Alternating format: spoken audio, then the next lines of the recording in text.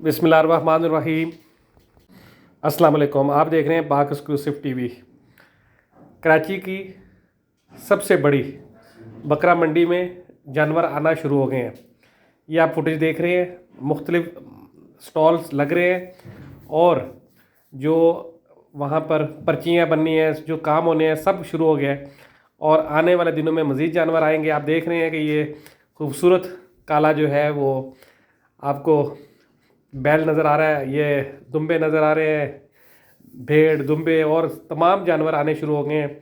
आप जो है अनकरीब देखेंगे कि मंडी में जो वीआईपी लॉन्च जिसको कहते हैं वो भी मुकम्मल हो रहा है और अनकरीब जो है मंडी में जानवर आना शुरू हो जाएंगे जो आप लोगों के लिए होंगे और आप ख़रीदेंगे और सुन्नत इब्राहिम अदा करेंगे।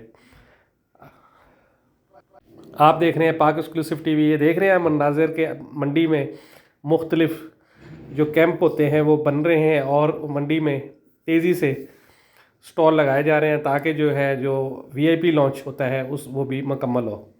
अगर आपने मेरे चैनल को सब्सक्राइब नहीं किया ज़रूर करें। आप लोगों का बहुत बहुत शुक्रिया। अल्लाह हाफ़िज़।